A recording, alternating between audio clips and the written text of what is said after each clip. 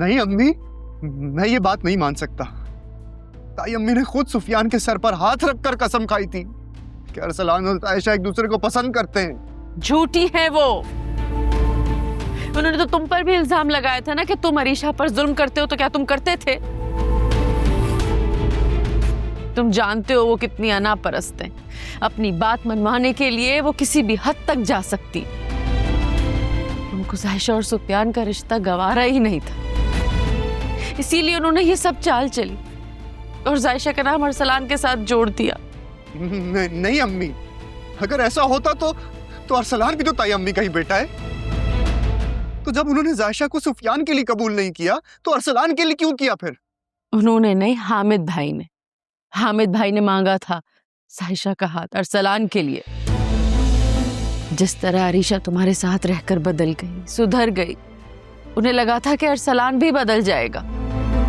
लेकिन अरीशा और अरसलान में जमीन आसमान का फर्क। मैं और जायशा तुम्हें बताते रहे कि ये सब शीरी भाभी की चाल है, लेकिन तुमने ना मेरी बात सुनी और ना उसकी। और जब तुमने मुझे ये घर छोड़ के जाने की धमकी दी, तब मेरी बच्ची मजबूर हो गई और सिर्फ इस घर की खुशी की खातिर उसने कुर्बानी दे डाली अपनी। अगर तुम उस वक्त हमारी बात सुन लेते ना राफे, तो जायशा की जिंदगी बर्बाद नहीं होती। मैंने क्या कर दिया? कितना बुरा भाई हूं मैं अम्मी।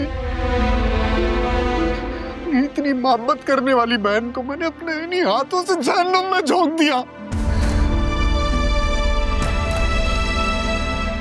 अम्मी, अब मैं जायशा को एक पल के लिए भी वहां नहीं रहने दूंगा। मैं उसको अभी जाऊंगा और वहां से लेकर आऊंगा। खबरदार, जो ऐसा सोचा भी तो, खुशी से या जबरदस्ती से। अब जायशा की शादी अरसलान से हो चुकी है और अब वो वहां से कभी वापस नहीं आएगी। मेरी बेटी ने दूसरों की वजह से बेगुनाह होते हुए भी बहुत जिल्लत सही है, लेकिन अब मैं उस पर तलाक का लेबल नहीं लगने दूंगी।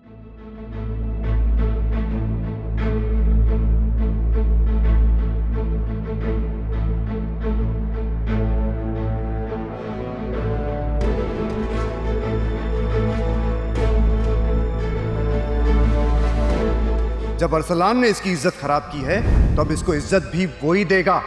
भाई, हरगिज नहीं, मेरे जीते जी ऐसा कभी भी नहीं होगा। क्यों नहीं हो सकता? जब ये उसको पसंद करती है तो क्यों नहीं करती आप इसको इस घर से रुखसत? भाई ये आपका घर है और आप यहाँ से क्यों जाएंगे? क्योंकि तुम इस घर में रहती हो जायशा। मैं इतना बेगैरत नहीं हूं कि जिस घर में तुम अपनी मनमानी करती रहो मैं वहां आंखें बंद करके रहता रहूं। अब इस घर में तुम रहोगी या मैं?